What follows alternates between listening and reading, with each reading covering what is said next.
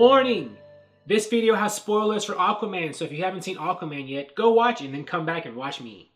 Alright people, after watching Aquaman twice, it dawned on me that Orm, aka Ocean Master, the main villain, I think he has a lot of similarities and parallels with General Zod, the villain in Man of Steel.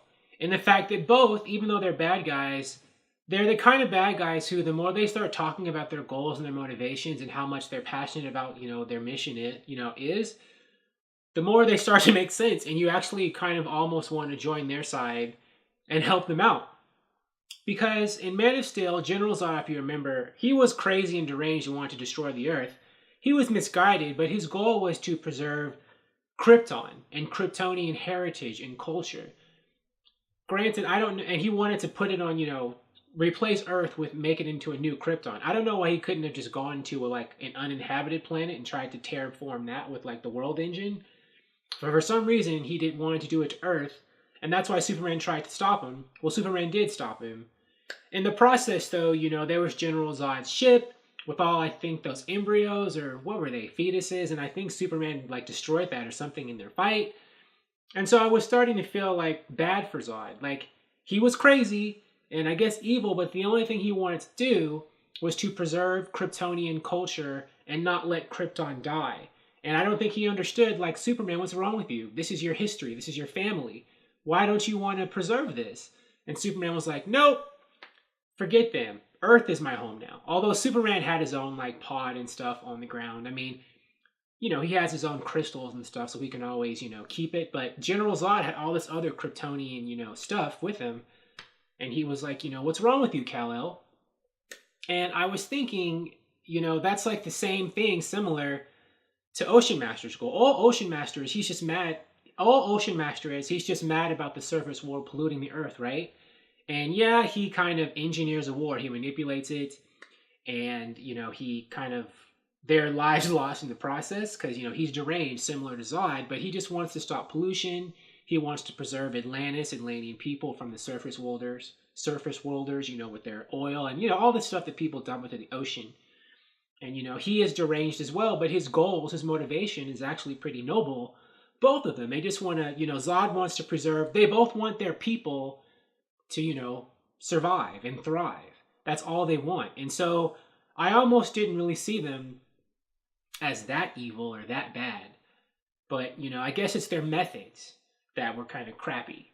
Aquaman stopped Ocean Master from destroying. Ocean Master wanted to straight up destroy the surface world or conquer it. So, he was misguided and evil. He wanted to start a war. But if you think about it, how different is that from, throughout history? What did, different cultures do? They fought and one conquered the other. So it's not like Orm was doing anything that hasn't been done by other people. That doesn't necessarily make it right, I guess. But, the more I start to think about it, it was the villain's plot was actually, making kind of sense to me. But what do you think? Do you think that Orm, like General Zod, Ocean Master, like General Zod, was almost not a bad guy? I kind of do. And I think that Ocean Master might be a lot more difficult for Aquaman to finally defeat or kill if he has to than General Zod was for Superman because they're related. At the end of Aquaman 1, he didn't kill Ocean Master after their final fight. And I think for a couple of reasons. One is, I think there was a part of Aquaman that didn't want to kill his own brother. And I think, he did want to, there was a part of him that thought it would be a shame, and maybe he would have wanted to see if he could get to know him a bit better, especially to kill him in front of their mother, right? I mean, what mother wants to see her son kill another one in front of her face? I'm sure, he didn't want to hurt his mother's feelings, and he himself maybe was having at least a little bit of sentimentality towards Ocean Master. You remember that speech or that dialogue he had with Ocean Master when they fought earlier in the movie, their first time with the Ring of Fire? I was really excited to get to know my little brother at first until I found out he was a jerk. Not his exact words, I'm paraphrasing. And I don't think he was lying about that. I mean, I think he knew he had to beat Orm up, but I don't think he wants to have to kill him.